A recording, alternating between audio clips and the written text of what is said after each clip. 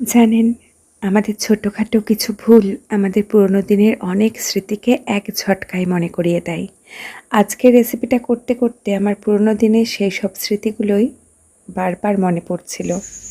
আজকের রেসিপিটার নাম আর বলছি না, কারণ আপনারা থাম্বনেল দেখে সবাই বুঝতে পেরে গেছেন। প্রথমে কুকারের মধ্যে কচু আর কাঁঠালের বীজগুলোকে সেদ্ধ করতে বসিয়ে দিচ্ছি। প্লেন জল দিয়ে সেদ্ধ করছি, কোনো রকম নুন দিইনি। আপনারা কিন্তু এই ছালগুলো ছাড়িয়েও সেদ্ধ করতে বসাতে পারেন। আমি সেদ্ধ হয়ে গিয়ে একটু ঠান্ডা হওয়ার পর এর ছালগুলো ছাড়িয়ে নিচ্ছি।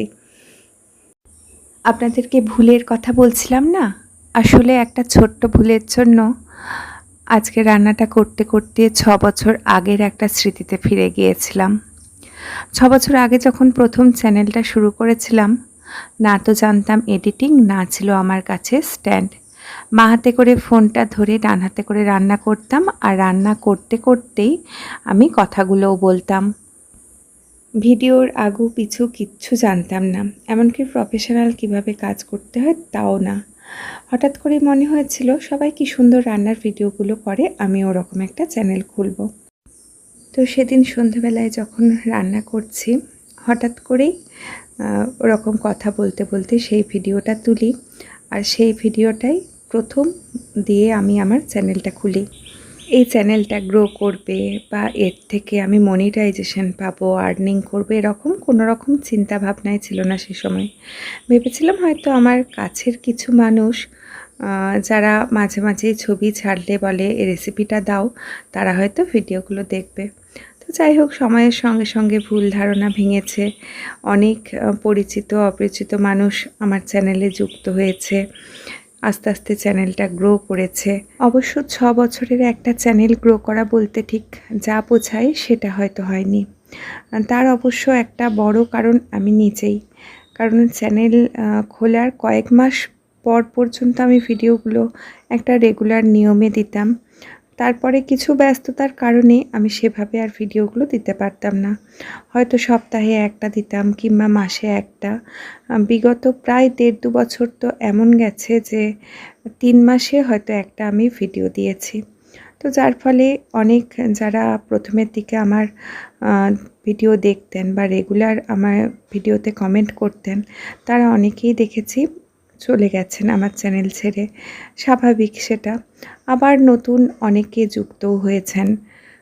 তো যাই হোক, আপনাদের ভালোবাসায় আপনাদের হাত ধরে চ্যানেলটা ভালো মন্দের মধ্য দিয়ে 6 বছর অতিক্রম করেই গেল। তো যেই ভুলের কথাটা বলছিলাম, কয়েকদিন আগে জামাইষষ্ঠী গিয়ে আমি যে স্ট্যান্ডটি দিয়ে ভিডিওগুলো তুলি, সেই স্ট্যান্ডটা মায়ের ওখানেই ফেলে এসেছি। আজকের এই ভিডিওটা কিছুটা করেছি বাঁ হাতে ক্যামেরাটা ধরে, আবার কিছুটা চালের কৌটোর মধ্যে ফোনটাকে সেট করে। একদম প্রথমের দিকে যেরকমভাবে করতাম, তো সেই পুরোনো দিনের কথাগুলো মনে পড়ে যাচ্ছিল। মশলাটা লো ফ্লেমে কষিয়ে নিচ্ছি। মশলা হিসাবে কী কী দিয়েছি সেটা তো আপনারা দেখে নিয়েছেন। আদা, কাঁচা লঙ্কা, ধনে আর জিরে একসঙ্গে বেটে নিয়েছিলাম, আর গরম তেলের মধ্যে গোটা মশলা হিসাবে দিয়েছিলাম দারুচিনি, লবঙ্গ, ছোটো এলাচ, তেজপাতা আর শুকনো লঙ্কা। তো মশলাটাকে ভালো করে কষিয়ে নেওয়ার পরে যখন দেখবেন মশলার থেকে এরকম তেল ছাড়তে শুরু করে দিয়েছে, এবারে এর মধ্যে দিয়ে দেব টমেটো কুচি। এবার টমেটোটাকে দিয়েও কিছুক্ষণ মশলাটা কষাতে থাকবো, যতক্ষণ না টমেটোটা একদম নরম হয়ে যাচ্ছে বা মশলাটা কষানোর সঙ্গে সঙ্গে টমেটোটা একটু গলে যাচ্ছে। মশলাটা কষাতে কষাতে টমেটোটা যখন এরকম গলে যাবে, এবারে এর মধ্যে দিয়ে দেব শুকনো মশলা। শুকনো মশলা বলতে শুধুমাত্র নুন আর হলুদটা দেব। কোনো রকম আমি কিন্তু নুন দিয়ে সেদ্ধ করিনি, সেটা তো প্রথমেই বলেছিলাম। তো তরকারি যেরকম আপনারা গ্রেভি রাখবেন বা যতটা পরিমাণ সবজি ইউজ করবেন, সেই স্বাদ অনুযায়ী নুন আর হলুদটা এই মুহূর্তে দিয়ে দিতে হবে। আর হলুদটা দেওয়ার পর কিছুটা পরিমাণ জল দিয়ে দিলাম, যাতে মশলাটা পুড়ে না যায় বা নিচের দিকে লেগে না যায়। সামান্য জল দিয়ে কিন্তু মশলাটাকে কষাতে থাকবো যতক্ষণ না এই জলটা একটু কমে যাচ্ছে। কিছুক্ষণ কষিয়ে নেওয়ার পর দেখুন জলটা একদম কমে গেছে আর মশলাটার থেকে বেশ সুন্দর কষানো গন্ধটা বেরিয়ে গেছে। এবারে এর মধ্যে আগের থেকে সেদ্ধ করে রাখা কচু আর কাঁঠালের বীজগুলো দিয়ে দিচ্ছি। একটু বড় সাইজের কচুগুলোকে 2 বা 3টে ভাগে ভাগ করে নিয়েছি, আর একটু ছোটোগুলো গোটা গোটাই রেখে দিয়েছি। প্রথমের দিকে মশলা সহ এই সেদ্ধ সবজিগুলোকে একটুক্ষণ কষিয়ে নেব। অল্প একটুক্ষণ কষানো হয়ে গেলে দেখবেন নিচের দিকে আস্তে আস্তে সবজিগুলো লেগে আসছে। সেই মুহূর্তে এর মধ্যে দিয়ে দেব জল। আপনারা গরম জল ইউজ করতে পারেন, আমি নর্মাল রুম টেম্পারেচারে রাখা ঠান্ডা জলটাই ইউজ করছি। গ্রেভিটা যেরকম রাখতে চাইবেন সেই অনুযায়ী জলটা এই সময় দিয়ে দিতে হবে। এবার গ্যাসের ফ্লেম মিডিয়ামে রেখে তরকারিটাকে ঢাকা দিয়ে রান্না হতে দেব 7-8 মিনিটের মতো। তবে সবজিগুলো যদি আপনাদের বেশি সেদ্ধ হয়ে যায়, মানে একটুক্ষণ ফুললেই হয়তো গলে যাবে, সেক্ষেত্রে কিন্তু সময়টা কমিয়ে নিতে পারেন।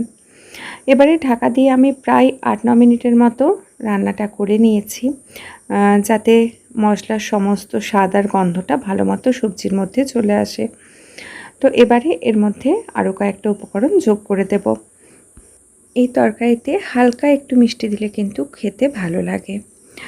এর মধ্যে সামান্য একটু চিনি দিয়ে দিলাম, দিয়ে দিচ্ছি গরম মশলার গুঁড়ো। আমি এখানে সানরাইজের শাহি গরম মশলাটা ইউজ করেছি। আর সব শেষে দিচ্ছি একটুখানি দেশি গাওয়া ঘি। অদ্ভুত সুন্দর গন্ধ আসে এই তরকারিটার থেকে, অল্প একটু যদি ঘি দিয়ে নামান। এবারে গ্যাসের ফ্লেম বন্ধ করে ঢাকা দিয়ে রেখে দেব 3-4 মিনিটের মতো, যাতে এই শেষের দিকে যেগুলো দিলাম ওর স্বাদ গন্ধটা ভালো মতো তরকারির মধ্যে ঢুকে যায়। তারপর আর কি, এবারে গরম ভাতের সঙ্গে গরম গরম এই তরকারি নিয়ে বসে পড়ুন। পুরনো দিনের কচু আর কাঁঠাল পিচের এই রেসিপিটা কেমন লাগলো জানাবেন। দেখা হবে পরের দিন আবার অন্য কোনো ভিডিও নিয়ে। ততক্ষণ সবাই সুস্থ থাকুন, ভালো থাকুন, সঙ্গে থাকুন।